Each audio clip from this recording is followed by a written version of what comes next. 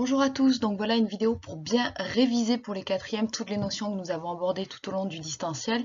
Et pour les troisièmes aussi, c'est une des dernières parties très importantes qu'il aurait fallu qu'on reprenne à la fin de ce cycle 4.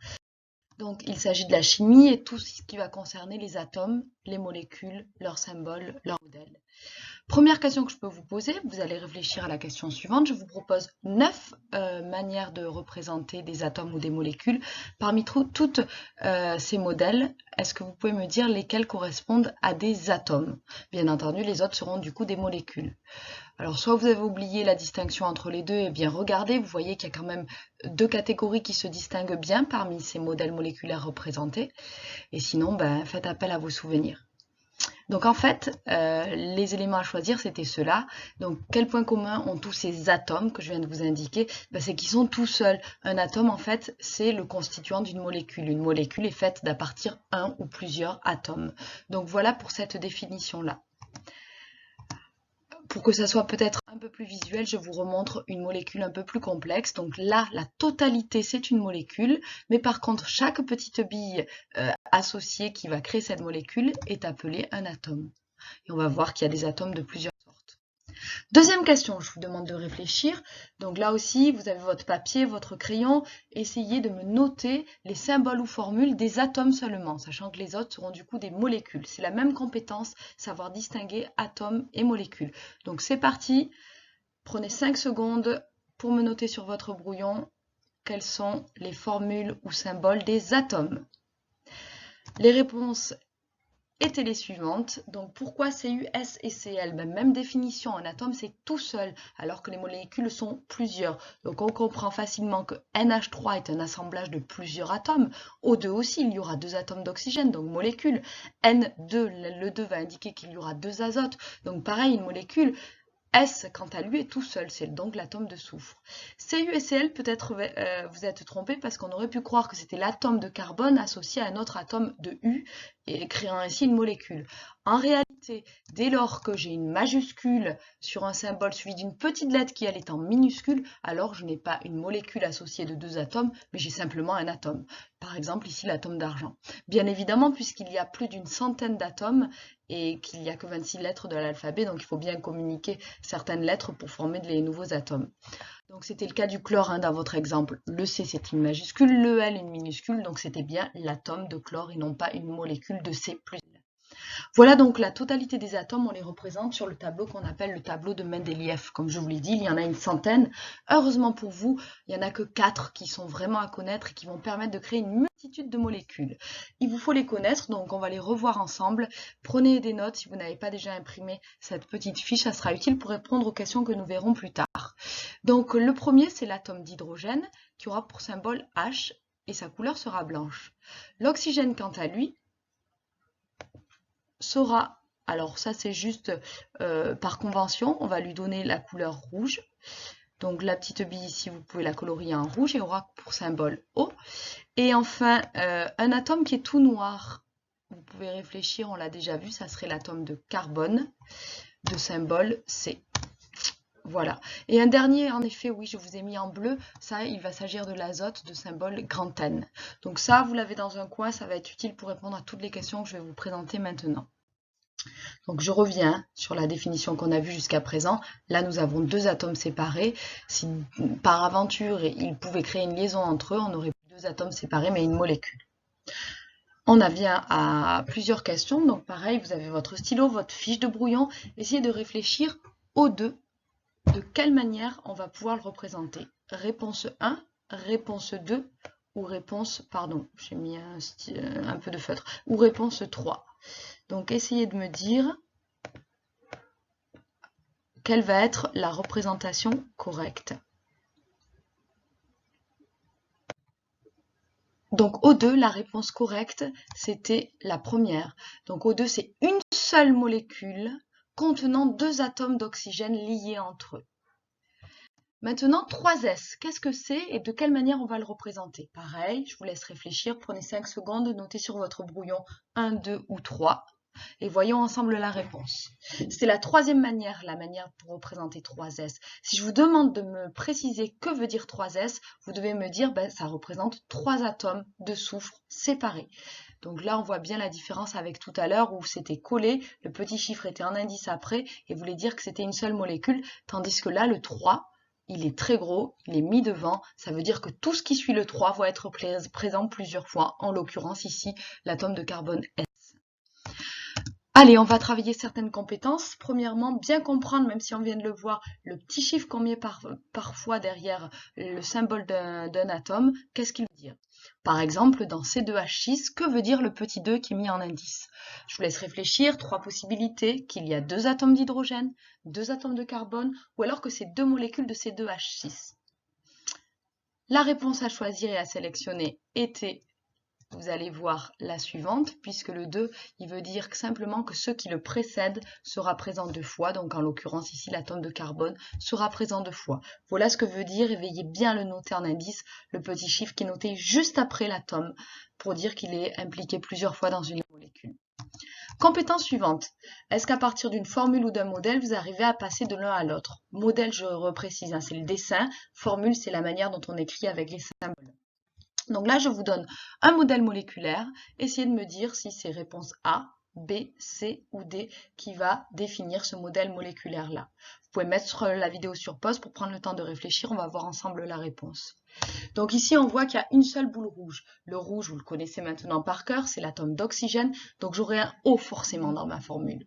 Ensuite, nous avons 2 boules noires. Le noir, c'est le carbone, il y en a 2, donc je vais mettre un petit 2 juste après le carbone. Donc quelque part dans ma formule, il y aura du C2. Et enfin, si je compte bien les petites boules blanches, il y en a 6, c'est l'hydrogène, donc ça veut dire que j'aurai quelque part dans ma formule du H6. Si je mets tout ça bout à bout, ça va me faire la formule C2OH6. Alors, petite remarque, peut-être que certains m'avaient presque fait juste, mais m'avaient indiqué cette réponse-là qui ressemble beaucoup, simplement où il y a un 1 ici au niveau de l'oxygène. Vous avez raison, c'est que vous avez bien compris, il y avait en effet qu'un seul atome d'oxygène qui était présent, mais par convention, le chimiste, pour simplifier, quand c'est un 1, il ne le met pas. Donc voici quelle était la vraie écriture du chimiste. On poursuit, on va faire l'inverse maintenant, à partir de la formule trouver le modèle, et je vous donne la formule C2H6. Mettez sur pause, réfléchissez parmi mes 4 propositions, laquelle va être C2H6. Voyons ensemble la correction. Dans C2H6, il y a C2. Le petit 2 indique du coup qu'il va y avoir 2 atomes de carbone. Le carbone, je me souviens que c'est noir, donc quelque part, il y aura 2 boules noires. H6 maintenant, H6 veut dire qu'il y aura 6 atomes d'hydrogène quelque part dans ma molécule. Or, l'hydrogène est en blanc. Donc, je suis à la recherche d'une molécule qui contient 2 atomes de carbone noir et 6 atomes d'hydrogène blanc. Je rappelle du coup ce tableau qui est à connaître par cœur pour nous permettre de résoudre tous ces petits exercices. La seule molécule qui correspond à ces critères-là est donc la première. Dans les autres, il y avait de l'oxygène en rouge par exemple, ou les carbones, ici dans la réponse B, étaient trop nombreux. On poursuit. Maintenant, on va essayer de voir si vous comprenez bien ce que veut dire un chiffre quand il n'est pas placé en indice, mais quand il est placé devant la formule ou devant un symbole. Par exemple, dans 2CH4, quelle va être la bonne représentation? La A ou la B? Je vous laisse réfléchir et on voit ensemble la correction. Donc 2CH4, le 2, il va simplement vouloir dire que tout ce qui suit, c'est-à-dire la totalité, CH4, va être présent 2 fois. Or, CH4, qu'est-ce que c'est? CH4, c'est une molécule qui va contenir du carbone et de l'hydrogène. Donc là, voilà la molécule de CH4. On voit bien qu'elle contient l'atome de carbone en noir ici et 4 atomes d'hydrogène autour. Elle est présente 2 fois.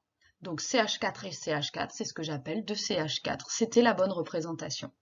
Maintenant, essayez de réfléchir, celle d'à côté qui était donc pas la bonne écriture. Comment est-ce que je pourrais l'écrire? C'est différent, là j'ai qu'une seule molécule.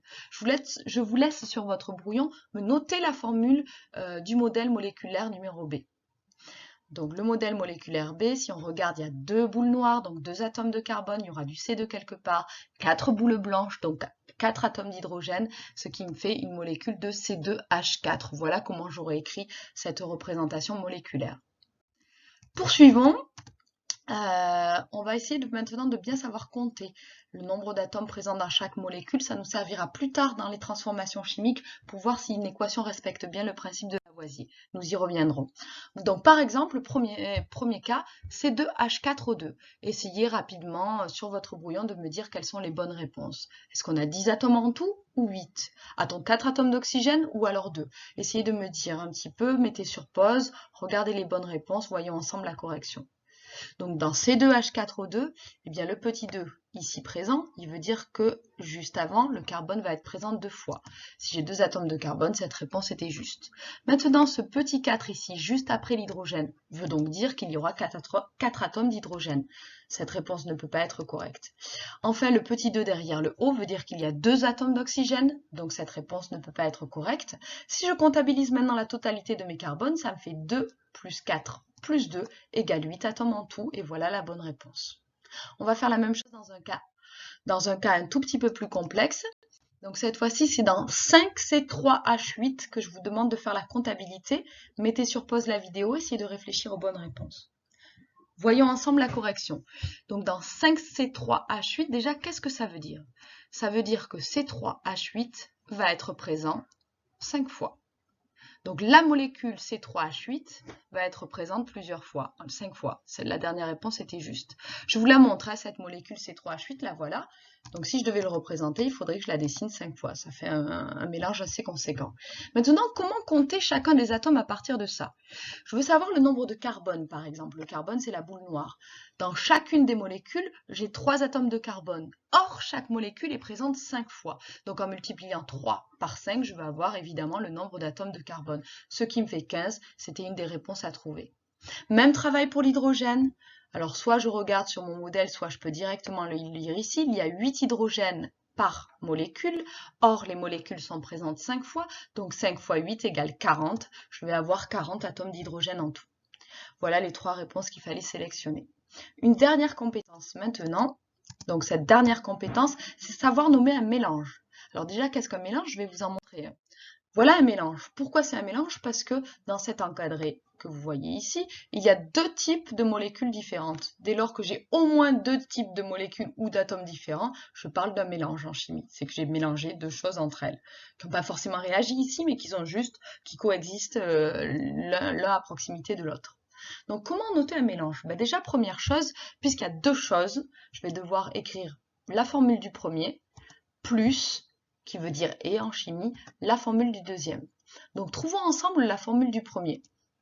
La formule de la première molécule, celle-là par exemple, on voit qu'il y a 2 boules rouges mis côte à côte, ça veut dire que OO va former une molécule de O2. Maintenant, la deuxième molécule qu'il va falloir définir, il y a du bleu, il y a du rouge. Le bleu, je le rappelle, c'est l'azote N. Le rouge, c'est O, donc ça fera NO. Ça, c'est ma deuxième molécule. Là, j'ai pas bien nommé mon mélange parce que je ne respecte pas la proportion. J'aimerais savoir pour combien de molécules de dioxygène j'ai de molécules d'oxyde d'azote. Donc, vous pouvez essayer de compter et vous comptez qu'il y aura normalement 6 molécules d'O2 dans ce mélange encadré. Et pour l'oxyde d'azote, NO, il y en aura 4.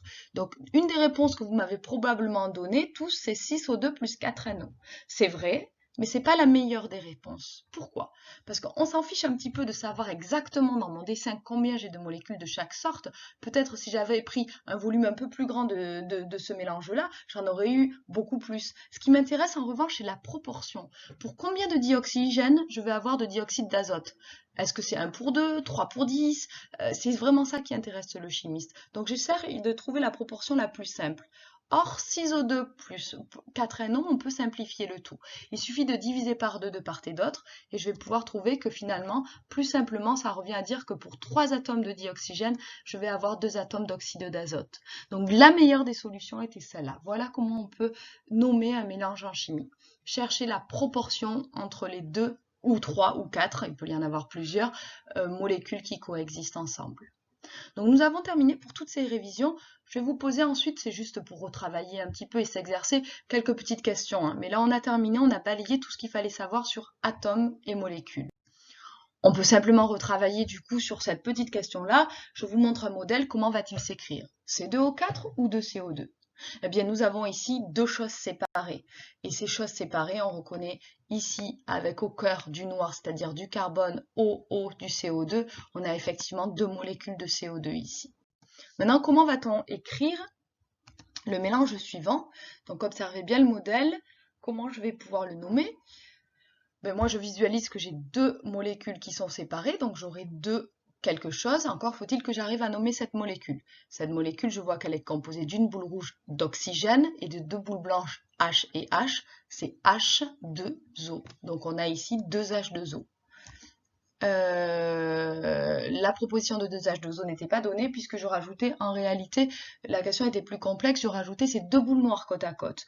Donc maintenant que je dois nommer cette totalité, ça va être un peu plus compliqué que 2H2O. J'ai 2H2O plus autre chose, ces deux boules noires. Ces deux boules noires, normalement c'est sphérique, hein, là la diapo m'a un petit peu allongée, mais c'est l'atome de carbone que je reconnais, même s'il a été un peu déformé par la vidéo. Donc je dois rajouter aux deux molécules d'eau deux atomes de carbone séparés. Pour nommer deux atomes de carbone séparés, ça va juste être 2C. Donc la bonne réponse sera 2H2O plus 2C. Voilà comment je peux nommer ce mélange. On continue toujours dans le même type de question. Cette fois-ci, les deux atomes de carbone sont complètement collés aux molécules précédentes, ne formant ainsi qu'une seule molécule. Le carbone est lié, il y a une liaison chimique. Donc comment je vais maintenant écrire ce mélange-là? Essayez de réfléchir. Donc là, j'ai deux choses, j'ai deux molécules séparées. Chaque molécule, c'est une molécule qui contient du carbone, c'est-à-dire C, un oxygène O, deux hydrogènes H2. Ça fait COH2. Donc, je l'ai deux fois cette molécule-là, donc ça me fera 2COH2 ou 2CH2O, qu'importe l'ordre dans lequel je mets mes atomes dans mes molécules. En réalité, cette molécule d'ailleurs n'existe pas. Je l'ai mis pour l'exercice au passage, mais voilà en tout cas comment, si elle existait, j'aurais pu la nommer. Maintenant, on va essayer de compter comme un petit peu l'exercice qu'on a fait précédemment. Dans 2C4H10, c'est formé avec combien de chaque atome de chaque sorte? Essayez de réfléchir et de compter.